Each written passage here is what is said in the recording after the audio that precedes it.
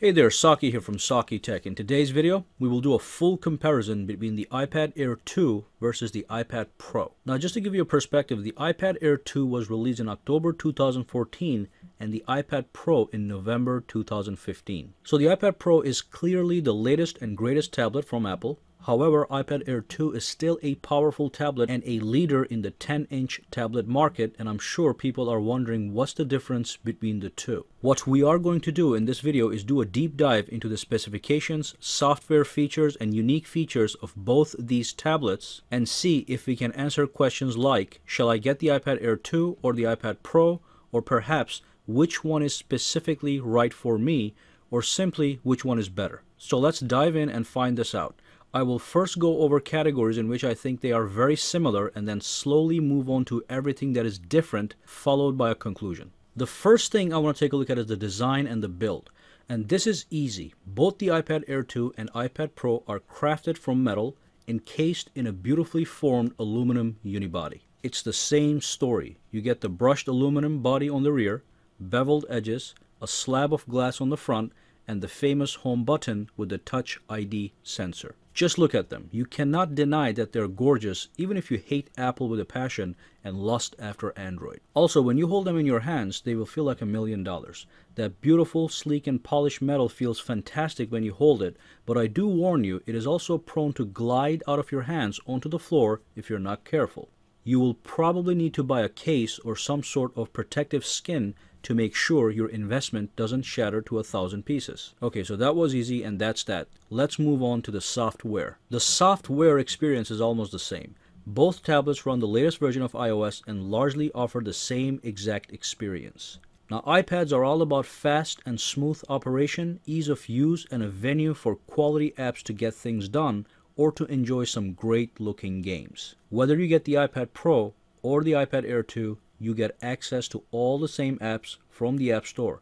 The only exception is that some apps on the iPad Pro will be more useful with the use of Apple Pencil, which I'll be talking about in a minute. Now, obviously, the bigger screen on the iPad Pro will allow you to work with some features and apps much better. For instance, when working with split-screen multitasking, you get more room per app, which makes it easier and more productive to multitask. If you are watching a movie or playing a game, it will be much more immersive on a large screen. Or if you're editing a movie or an image, once again, you have more room to get work done. It's just like having a smaller desk versus a larger desk to work on. So the software experience is just about the same. Now, next up, let's dive in and take a look at the processor and memory to see the difference in power between the two. The iPad Pro comes with a 64-bit Apple A9X chip, which is a dual-core processor clocked at 2.25 GHz with 4 GB of RAM, whereas the iPad Air 2 comes with the A8X chip with a tri-core processor clocked at 1.5 GHz and 2 GB of RAM. Now, Apple has announced that the A9X chip is 1.8 times the CPU performance of the iPad Air 2 and double the graphics performance, so we'll do a few benchmarks to put this to test. The first benchmark will be the standard Geekbench test, which will use some real-world scenarios to stress test these devices, and then we can compare the numbers. So let's dive in. So we made sure nothing was running in the background, and we're going to launch the test right now. iPad Air 2 first and iPad Pro next. And let's just fast forward this to the end and take a look at the numbers. So as you can see, the single core performance on the iPad Pro is considerably faster than the iPad Air 2. And if you look at the multi-core score, it also is much faster. Even though not as fast as a single core, it's still 20 to 30% faster on the multi-score and 80% faster on the single core score. The second test will be for iMovie. We will export a 1-minute video clip that was recorded in 1080p at 60 frames per second on an iPhone 6s Plus, and we'll see how much faster the iPad Pro will accomplish the exporting process. Alright, so let's do a save video from the sharing option, and we're gonna save the video in 1080p, of course. So let's tap on save video on the iPad Air 2, iPad Pro, and choose HD 1080p, and I'm going to start the iPad Air 2 first, as you can see, and the iPad Pro right after. There was a 1 second delay, and as you can see, so far they're pretty close to each other. Okay, so we know that the iPad Pro has a 1 or 2 second lead already, and it's almost over on both of these guys. Let's see which one gets done first. So the iPad Pro started later, but it got done first, so it's definitely faster. And a couple seconds later, the iPad Air 2 was done. So it's obvious that the iPad Pro will export your movies faster. In this case, there was a 4 to 3 second lead. Alright, so the iPad Pro is in fact faster. Now here's the situation though. The iPad Air 2 is already a super fast device, and for daily tasks such as browsing, app usage, movie watching, and even gaming, it's perfect. The extra speed that the iPad Pro offers, I think, is more useful when dealing with heavy-duty production apps such as iMovie to edit a movie, especially when you're working with larger files and higher resolutions. I don't mean to say that the iPad Air 2 cannot handle production tasks, but the iPad Pro simply is going to get them done faster. And to some people, that actually matters. Let's quickly take a look at the weight and dimensions. So the iPad Pro measures 305.7 millimeters in height, 220.6 millimeters wide, and 6.9 millimeters thick, and weighs 713 grams. The iPad Air 2 measures 240 millimeters in height, 169.5 millimeters wide, and 6.1 millimeters thick, and weighs 437 grams. There isn't much to talk about here. We know that the iPad Pro is the larger device in every respect, but I simply love to share these numbers anyway. So let's move on to something that actually matters: display quality and display size.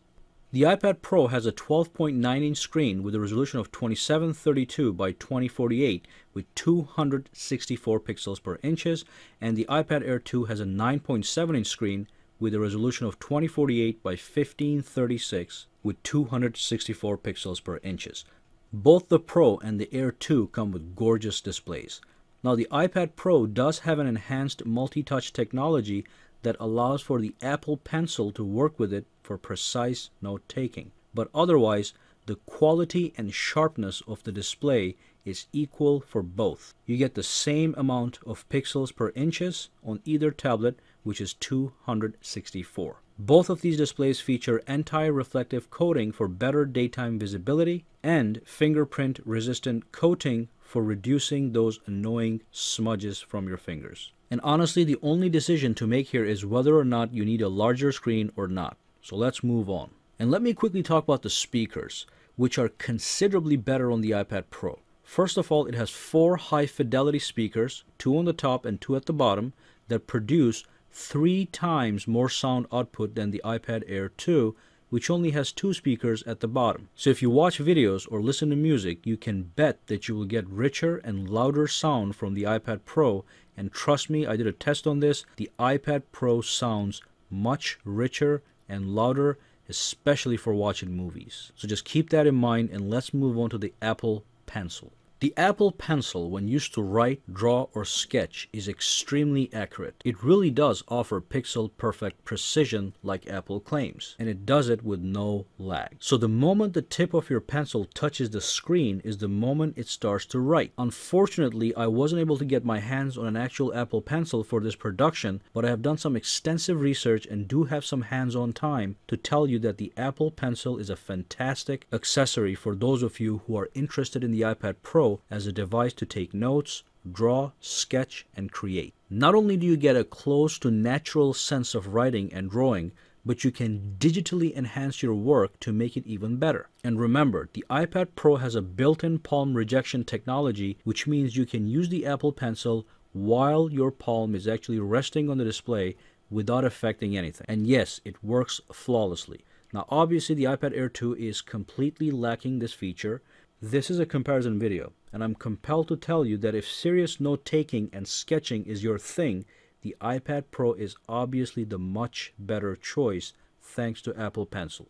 Alright, so let's talk about the camera. So whether you get the iPad Pro or the iPad Air 2, you get the exact same cameras, both on the rear and the front. On the rear, you have an 8 megapixels iSight camera with an aperture of f2.4, and you can record video in 1080p at 30 frames per second. On the front, you've got a 1.2 megapixel FaceTime camera with 720p video recording capability. I never use the cameras on my tablets ever, so I don't care about this too much, but if you want to do video conferencing and take some snapshots and some videos on the go, this will get the job done. And of course, we've got the Touch ID sensor on the home button. The fingerprint sensor works flawlessly 99.9% of the time on both of these guys. Now the iPad Pro is faster to unlock your device when your finger touches the Touch ID sensor, but otherwise they both work flawlessly except for the little speed difference. But this is not a big deal. So let's move on to the power and the battery. So the iPad Pro has a battery capacity of 10,307 mAh and the iPad Air 2 has a battery capacity